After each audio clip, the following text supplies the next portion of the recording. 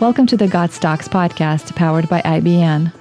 This original audio production delivers market and sector insights, as well as exclusive interviews with innovative executives shaping the future in fast-moving industries, and may feature a client partner of IBN or one of the 60-plus investor-focused brands within IBN's dynamic brand portfolio.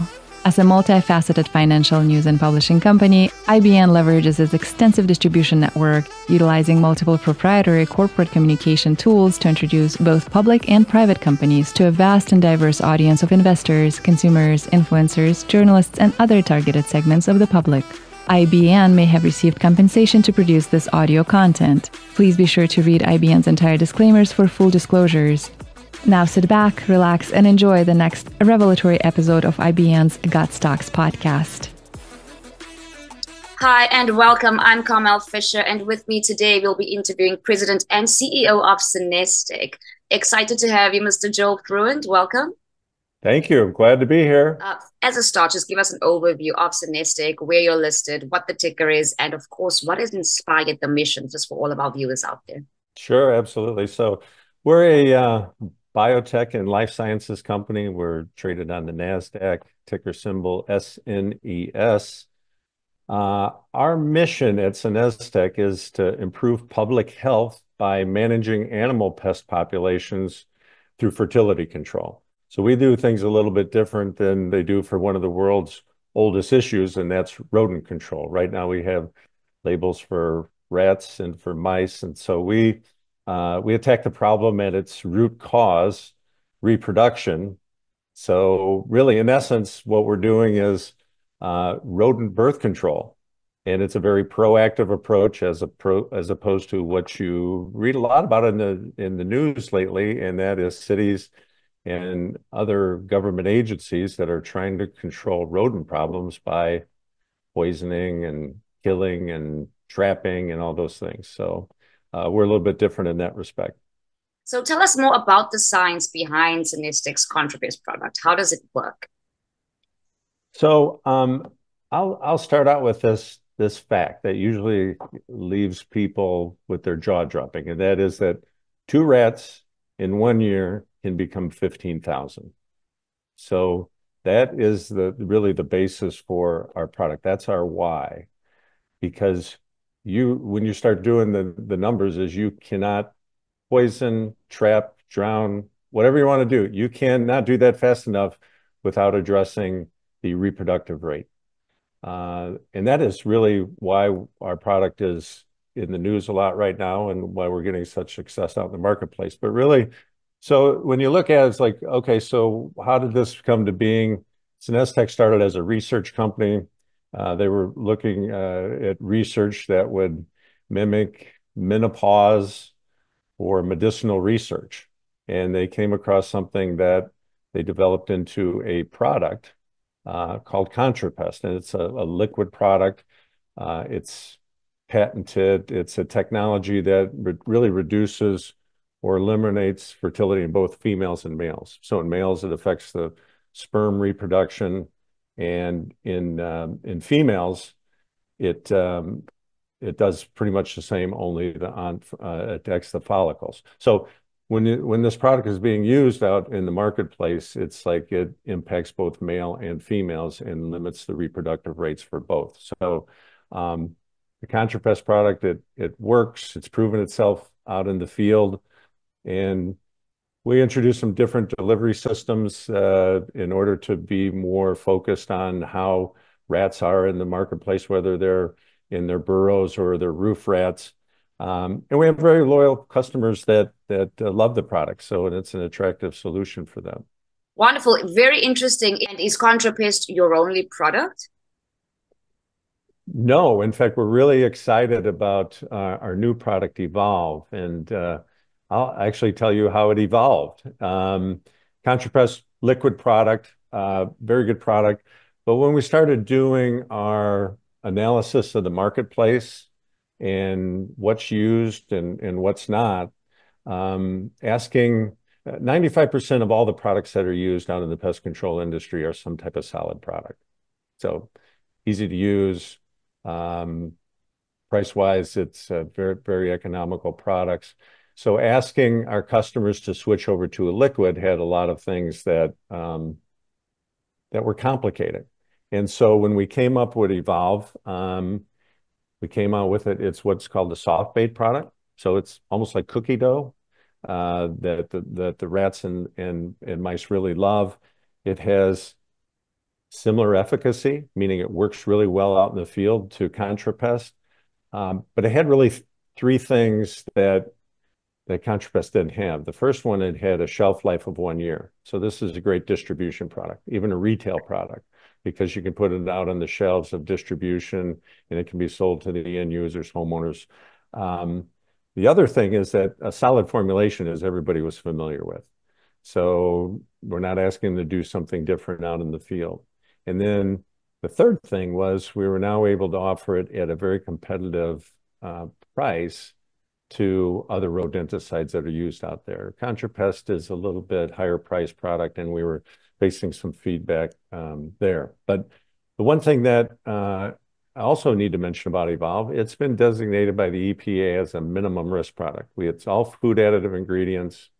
So when used according to the label directions, you can use this with no harm that can be done to humans, animals, or the environment. So we're really excited about that. And it works in the same way that contrapest does. It has an active ingredient, which is actually cottonseed oil. And in males, it reduces the sperm count and motility. And in females, it affects the follicles and disrupts the estrous cycle. So both of those things show that it really reduces the amount of newborns that the rodents can have. Wonderful. So, given that there's no poisons, that's obviously one way that you would address environmental impact of your products. Are there any other actions or ways that you address concerns around environmental impact of your products? Yeah, so I think that, as I mentioned, that the reproductive rate is so high.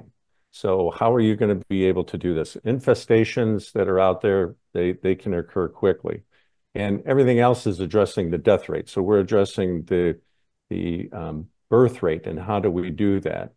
When you're designated as a minimum risk product by the EPA, you're using materials that they have deemed acceptable that pose little to no risk out there. So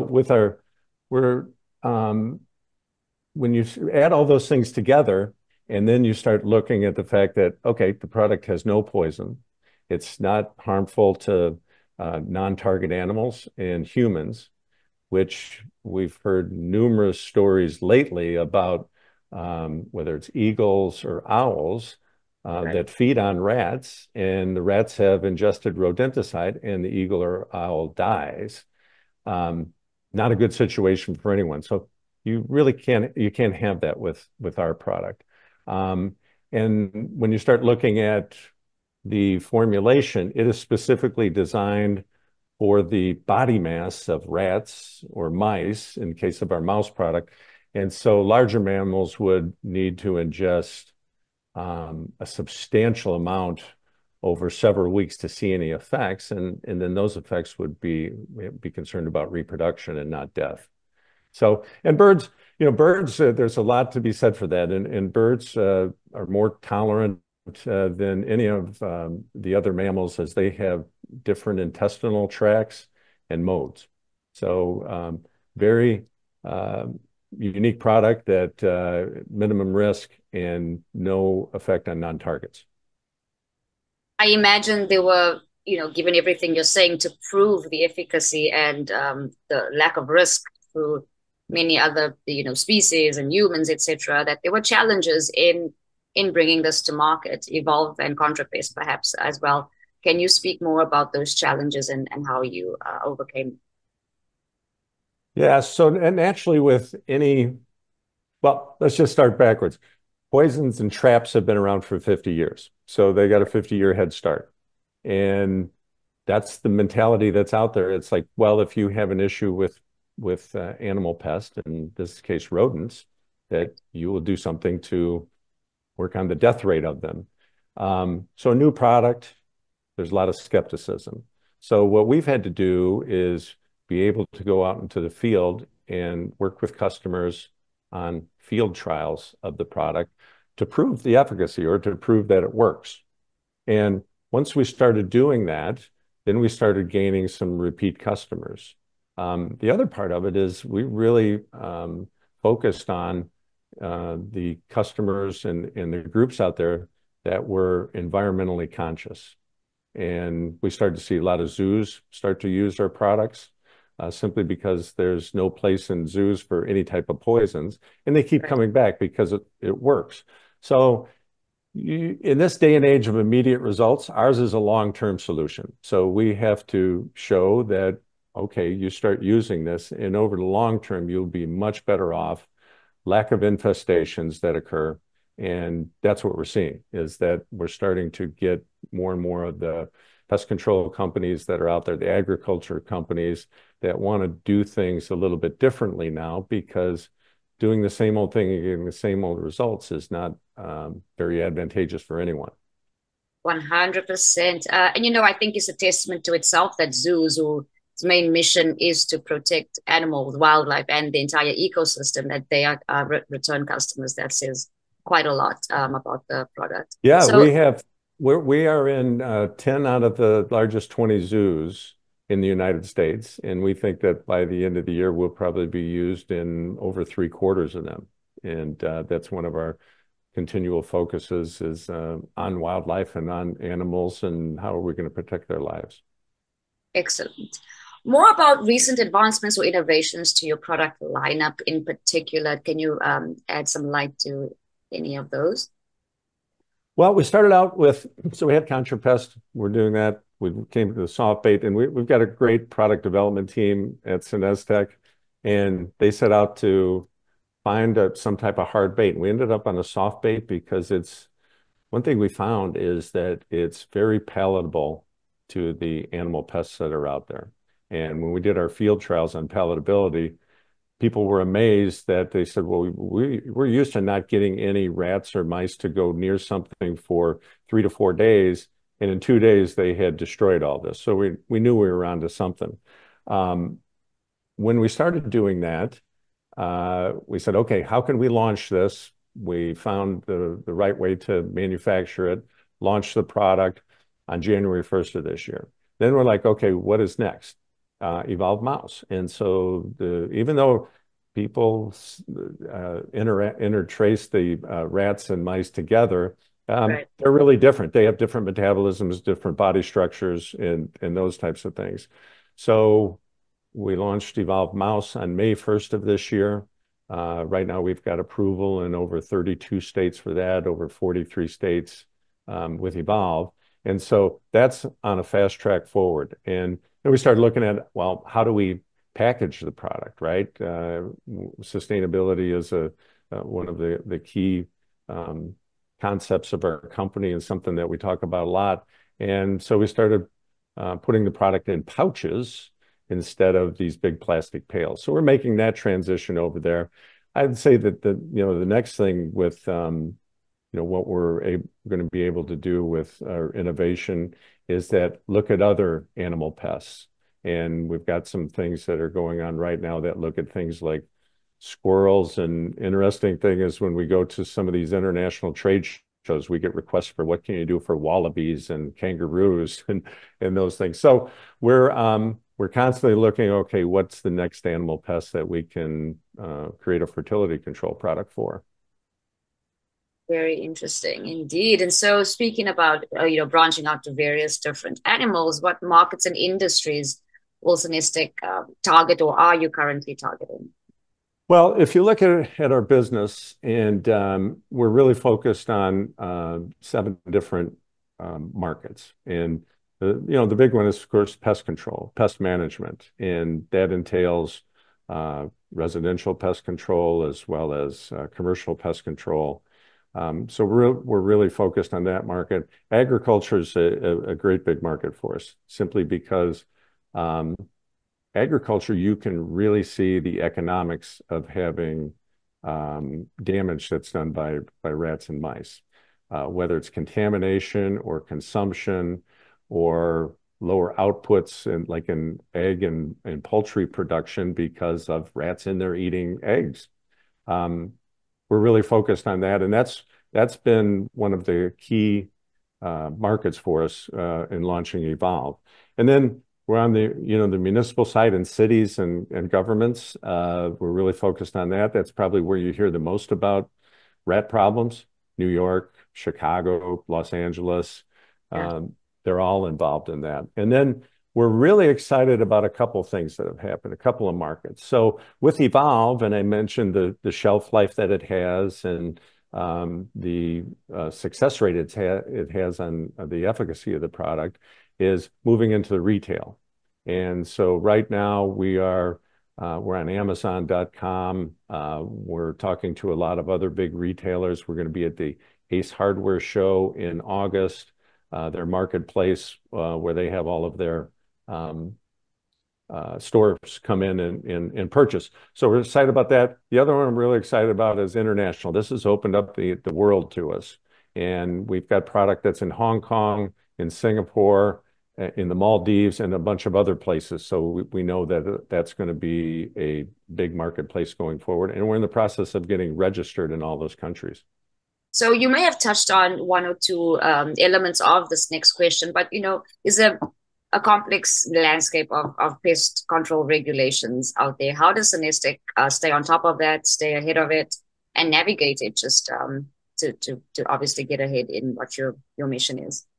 Yeah, it's certainly a lot more complicated than just making a product and going out and selling it. Right. Our regulating body is the EPA.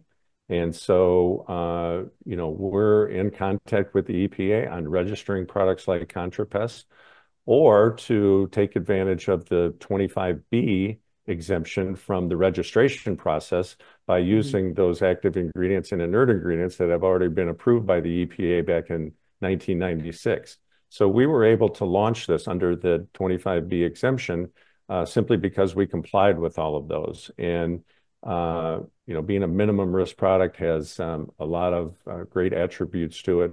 And we were able to do this in a shorter amount of time simply because of complying with all of those.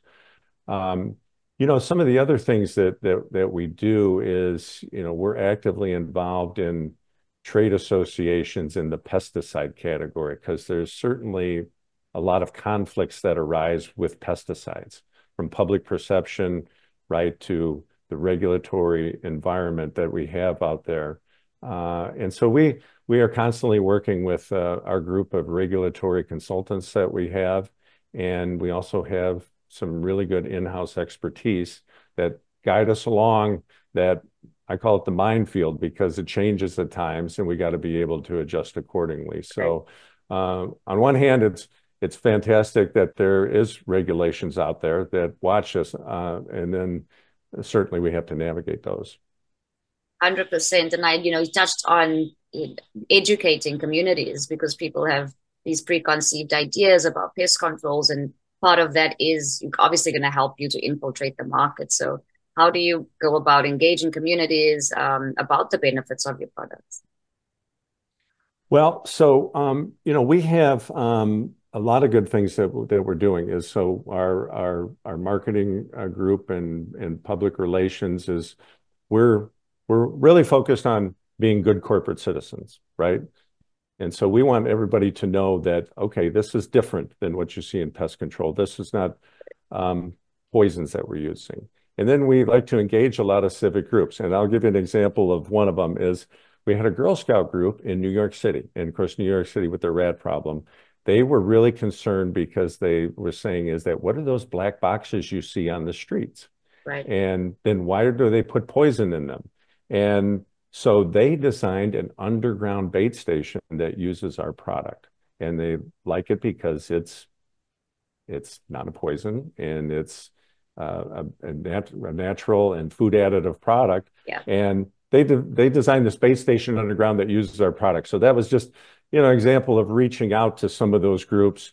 And of course, there's a lot on social media these days, and we're really starting to get more and more engaged with the activists that are on social media and trying to do better for the environment and for people in the pest control space. Wonderful. So let's look at some partnerships or collaborations that you're currently involved with, and shed some light on those for us, please. Yeah, so I mentioned our international, which has been one big thing. We have a number of distributors that are out there that cover countries for us. We have it in Hong Kong and Singapore and South Africa and New Zealand and Australia and the Netherlands. We're really working with them to take Evolve down the same path in their countries to get the approvals and the regulatory concerns alleviated that may be there. So that's one good thing. The retail space has been big for us with Ace Hardware.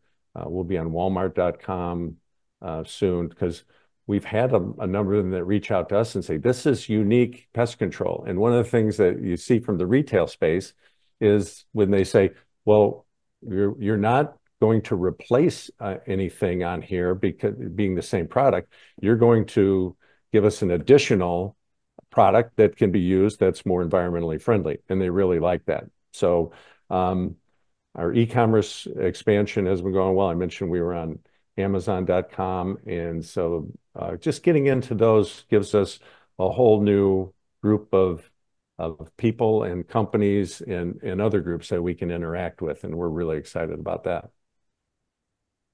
Wonderful. Well, let's touch a little bit more on you, CEO and President, Mr. Fruendt. What's your background? Just touch ever so slightly on that for those who don't know you. And what led you to join this company, and why do you support the mission so strongly? Well, I spent, my career, I spent over 15 years in some areas that were immediately relevant to this, and that was in the regulated pest control and vector control space.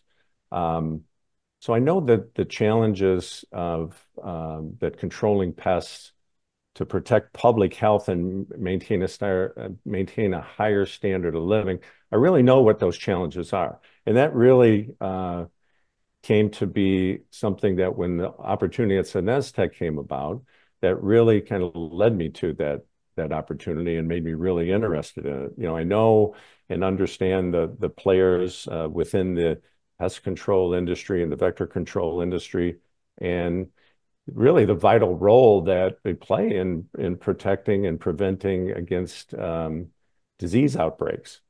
So that was my I love the industry, and that kind of drew me towards it. I also have extensive experience as a leader of large organizations and how to grow organizations, which is where we're at right now, a smaller size company, but about to become a large organization. And I will do the same thing at SenesTech, is grow the business, do it in a way that we interact with our customers on a daily basis in a positive way. And I really believe in the mission and the people in SenesTech. So when I put it all together, it was the right opportunity, and I jumped at the opportunity. I'm sure they're really lucky to have you. Touching on the most recent news update yesterday, there's a reverse stock split for SenesTech. Do you want to touch on that and how you see that benefiting your existing shareholders? Yeah, so we did a reverse stock split.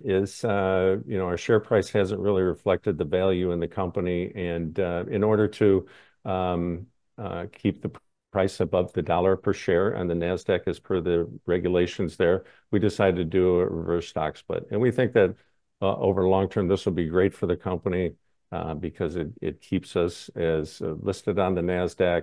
And as we move forward, you're going to start to see some real value that's generated there. 100%. Let's touch on some future goals and milestones. What are you aiming to achieve in the coming years? Well, I think that when we look at, Evolve being such a key driver here. So really, when you look at it, it's like we're only 7 months into the launch, and we've done a lot, and we've identified these key channels for us. As we move forward and with our exclusive distribution agreements and the channels that we've identified and the stocking orders that we've had already in not only the United States, but around the world, we expect to have many more of those approvals come along. So we're going to be growing the markets that we serve in North America, but we're also going to be growing those markets globally. And we're skilled at, okay, how do we get the products approved for use? And we're in the process of doing that. And when you look at it, it's like adding those to our lineup, those distribution channels to our lineup, and focusing and having strategies for each. We're going to see a ramp up in sales like we haven't ever seen before. Any final closing statements? I always love ending with about 3 key takeaways that you'd like our audience to remember as we close off this conversation. Yeah, I think the key takeaways are there are alternatives out there in the pest control industry that don't deal with death. They will deal with how do you stop the reproductive rate, environmentally friendly, and I think the most important thing is that you don't have to have poisons in order to control your pests, and we can do this in a way that is good for everyone out there. Excellent. That's SenesTech CEO and President, Mr. Joel Fruendt. He's here helping SenesTech to improve the health of our world by humanely managing animal pest populations through fertility control on the NASDAQ as SNES. This is Carmel Fisher. Stay tuned for more. The GotStocks Podcast is an original content production powered by IBN, a multifaceted financial news and publishing company that delivers next-generation corporate communication solutions. Utilizing proprietary corporate communication tools such as news aggregation and syndication, social communication, and brand awareness techniques, among others, IBN introduces both public and private companies to diverse audiences to enhance reach and recognition. IBN may receive compensation for services and solutions provided to its client partners. You should assume that the owners, officers, and directors of IBN or financial analysts mentioned in this production may hold a position in and may intend to trade the securities in their own accounts. This production is not an offer or recommendation to buy or sell any securities that may be mentioned in this production. The information in this broadcast is presented solely for informative purposes and is not intended to be or should it be construed as investment advice. As in all investments, investment in the featured companies carries inherent investment risk. Listeners should review the companies thoroughly with a registered investment advisor or registered stockbroker. This production by IBN is not purported to be a complete study of the featured company or other companies mentioned. Information used in statements of fact have been obtained from featured companies and other sources but not verified nor guaranteed by IBN as to completeness and accuracy. Such information is subject to change without notice. Please see IBN's full disclaimers and disclosures at www.ibn.fm/disclaimer. Music in this episode is by Infraction. For more, visit inaudio.org.